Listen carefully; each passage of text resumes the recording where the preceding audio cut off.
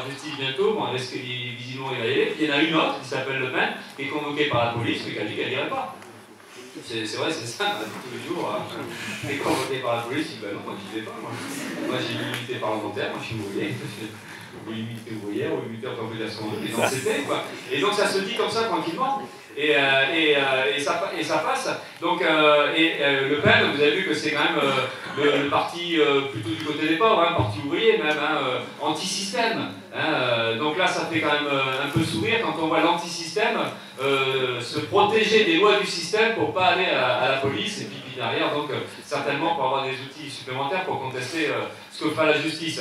Donc voilà, on a aussi une extrême droite, un Front National qui fait de la politique comme tous les autres partis. Hein, qui est capable de se servir dans les caisses, puisque là, ce n'est pas les caisses du Parlement français, c'est les caisses du Parlement européen. Donc des sommes d'argent hein, qui sont de plusieurs centaines de milliers d'euros, déjà mises en examen d'une des deux emplois fictifs, et puis donc, a priori, Le Pen devrait logiquement être mise en examen. Maintenant, encore faut-il qu'elle respecte les procédés classiques. Mais voilà, donc on a même de ce côté-là une façon de faire de la politique identique.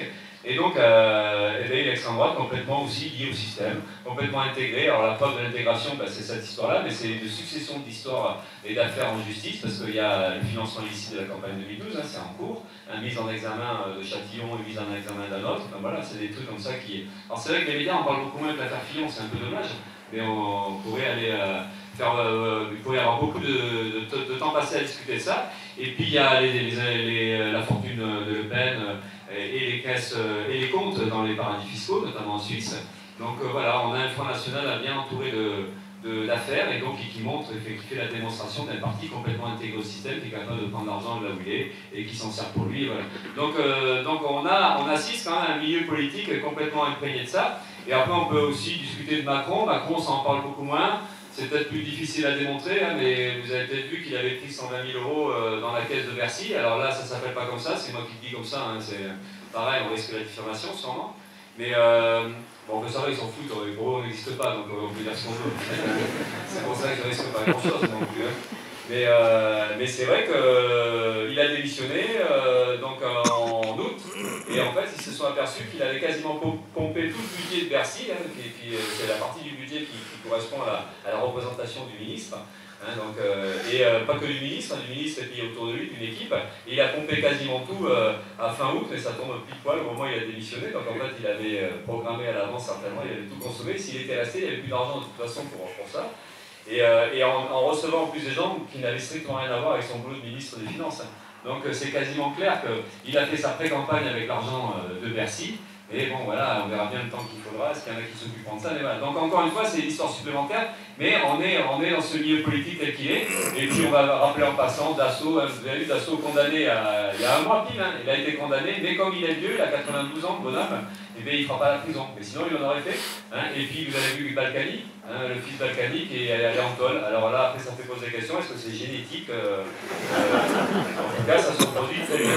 Et voilà, donc mais ça c'est vraiment le milieu politique tel qu'il est encore une fois, mais alors là complètement lié au milieu d'affaires, au milieu patronal, parce que alors là, Dassault, Balkany, tout ça, on est en plein dans ces réseaux-là.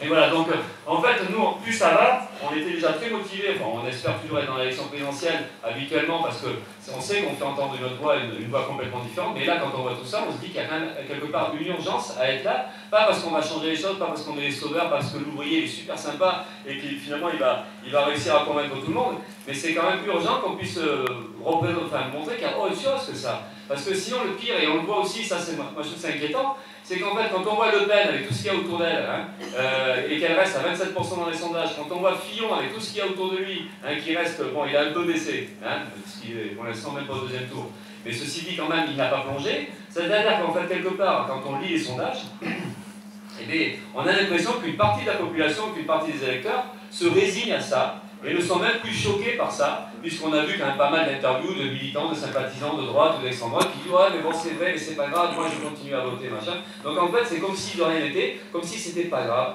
Et donc c'est ça qui est inquiétant, c'est qu'en fait il y a une sorte de résignation, d'habitude à tout ça, et en fait on n'en vient plus à contester, on croit que c'est obligé de faire avec, c'est la nature humaine, de toute façon c'est comme ça, on nous dit tout ça, hein, la nature humaine, on est des loups entre nous, on se bouffe, on se marche dessus, on pique de l'argent, et puis finalement c'est presque normal. Et ça c'est grave, d'en arriver à tolérer ça, à l'accepter. Alors évidemment tout le monde n'en est pas là, parce que ça choque.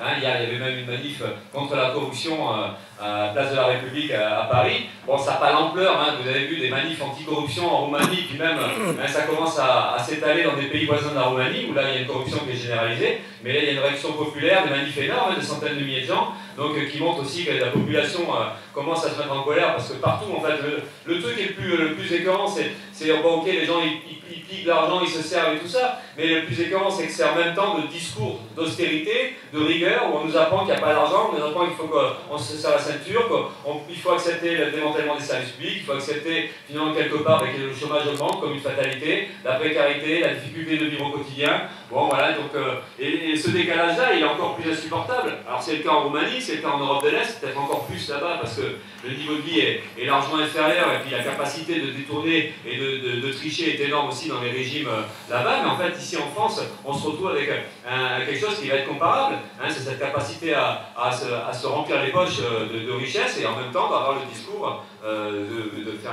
d'imposer des sacrifices à l'ensemble de la population. Donc,